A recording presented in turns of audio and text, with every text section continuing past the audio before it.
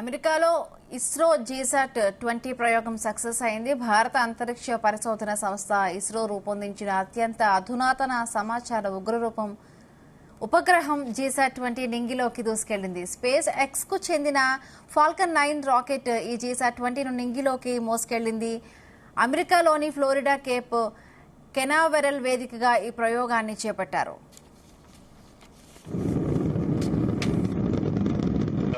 Go Falcon, go GSAT-20.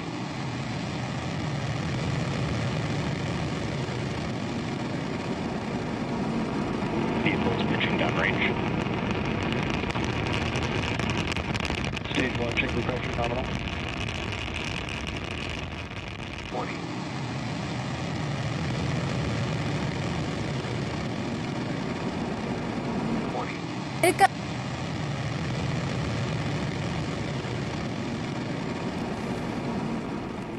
అమెరికాలో ఇస్రో జీసాట్-20 ప్రయోగం success అయింది. భారత అంతరిక్ష పరిశోధన సంస్థ ఇస్రో రూపొందించిన అత్యంత అధునాతన సమాచార ఉపగ్రహం జీసాట్-20 నింగిలోకి దూసుకువెళ్లింది.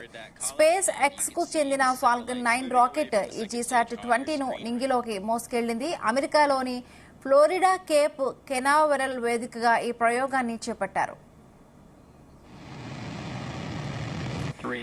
ఇదే అంశానికి సంబంధించి మరిన్ని పూర్తి అప్డేట్స్ మా ప్రతినిధి శ్రీచరణ్ అందిస్తారు. శ్రీచరణ్. హిమబిందు భారతదేశ కాలమానం ప్రకారము అంటే అమెరికాలో ఈ మంగళవారం ఉదయం కూడా ఇస్రో శాటిలైట్ ని కూడా స్పేస్ లోకి పంపింది. మంగళవారం భారత అంతరిక్ష పరిశోధన సంస్థ ఇస్రోకి చెందిన జీసాట్-20 కమ్యూనికేషన్ ఉపగ్రహంతో స్పేస్ ఎక్స్ కు చెందిన ఫాల్కన్ 9 ఫ్లోరిడాలోని కేప్ కెనావెరల్ నుంచి అంతరిక్షంలోకి దూసుకెళ్లింది.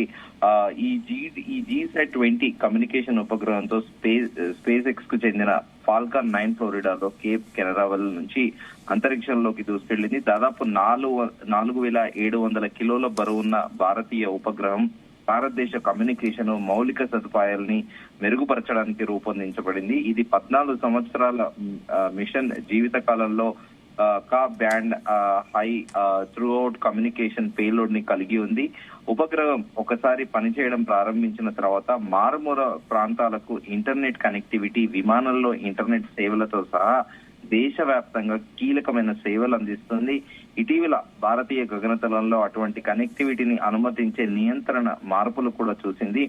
జీసాట్-N2 అని కూడా పిలువబడే కమ్యూనికేషన్ ఉపగ్రహంతో 32 యూజర్ బీమ్లు ఉన్నాయి. ఇందులో 8 నారో స్పాట్ బీమ్లు, 24 వైడ్ స్పాట్ బీమ్లు ఉన్నాయి. వీటికి భారతదేశం అంతటా ఉన్న హబ్ స్టేషన్లు కూడా సపోర్ట్ ఇస్తాయి అని కూడా స్పేస్ ఎక్స్ వర్గాలు కూడా తెలిపాయి. ఇస్రో యొక్క వాణిజ్య విభాగమైన ప్రభుత్వం నడుపుతున్న new space India limited NSIL ఈ సంవత్సరం ప్రారంభంలో జనవరి 3న ఎలాన్ మస్క్ యొక్క స్పేస్ ఎక్స్ తో తన మొదటి కొలాబరేషన్ ని కూడా ప్రకటించింది. భారతదేశం 430కి పైగా విదేశీ ఉపగ్రహాలను ప్రయోగించినట్లు కూడా ఒక నివేదించబడింది. అయితే ఈ ఉపగ్రహం భారతీయ లాంచ్ వెహికల్ లో అంతరిక్షంలో తీసుకెళ్లడానికి చాలా బరువుగా ఉంది. దీంతో స్పేస్ ఎక్స్ తో ఇస్రో భాగస్వామ్యం అవసరమైంది. ఇస్రో యొక్క అత్యంత బరువైన ప్రయోగ వాహనం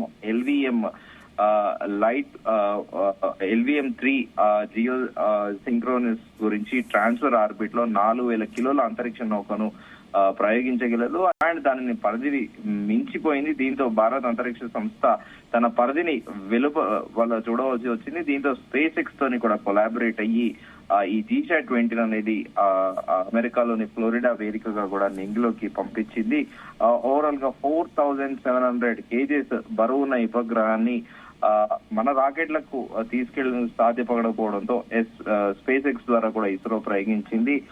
జీసాట్ ఉపగ్రహం దాదాపు 14 ఏళ్ల పాటు కూడా సేవలు అందించనుంది. ఇంకా ముందుగా అనుకున్నట్టు ఇది ఇస్రోకి వాణిజ్య పరంగా కూడా ఇది తొలి ప్రయోగము. భారత్ లోని మారుమూల ప్రాంతాల్లో especially Andaman Nicobar islands, Lakshadweep islands లోను కూడా ఇంటర్నెట్ ని అందించడమే ఈ ఉపగ్రహ లక్ష్యము. సో అంతేకాకుండా అడ్వాన్స్డ్ బ్యాండ్ ఫ్రీక్వెన్సీ లక్ష్యంగా కూడా ఇస్రో దీన్ని రూపొందించింది. జీసాట్-N2 ఉపగ్రహం ద్వారా త్వరలో విమానాల్లో కూడా వైఫై సేవలు మరింత విస్తృతం కానున్నాయి. Himabindu. Right. Thank you, Sricharan. Thanks for the updates. 40.